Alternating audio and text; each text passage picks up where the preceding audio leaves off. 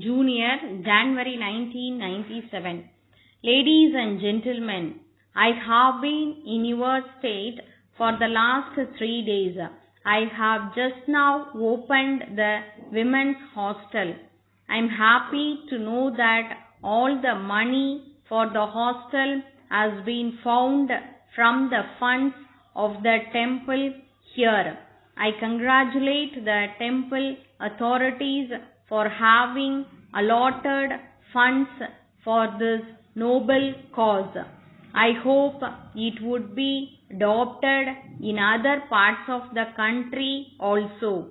We have been discussing some of our national and international problems during the last 3 days.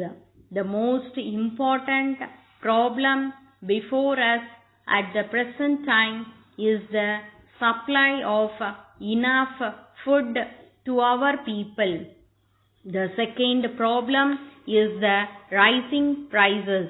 I know that your state is surplus in food grains.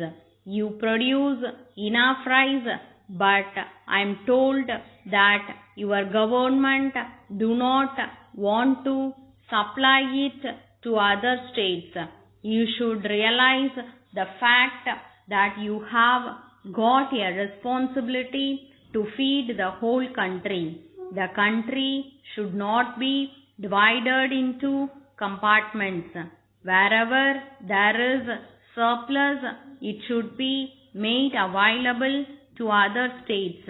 Wherever there is shortage of food grains, it is necessary that the food production will always be considered on a national basis.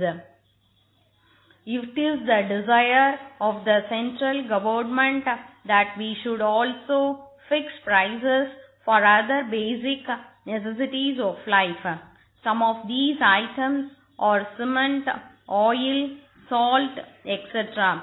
We have to supply these items to our people at reasonable prices. I have no doubt that it would give great relief to the people as a whole. We can do this if there is proper control and if there is efficient and effective administration. I hope that the administration, the district authorities and the officers of the various departments in the vital areas will come forward and serve the people in a spirit of sympathy and consideration.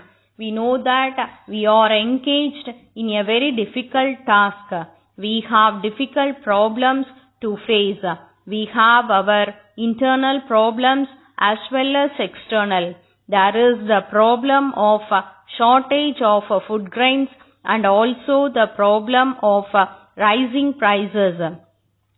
I am, however, satisfied to see that there is an improvement in the food situation. Food grains are available in the market. The prices have also shown a downward trend. I hope that there will be further reduction in prices. I am sure that this will give relief to the people. Letter from Ram and Sons, Chennai, to Mr. V. George, Salem. Dear Sir, we have great pleasure in acknowledging the receipt of your letter of the 10th instant, along with a check for rupees 10,000. We have placed it to the credit of your account. The official receipt will be sent to you in due course.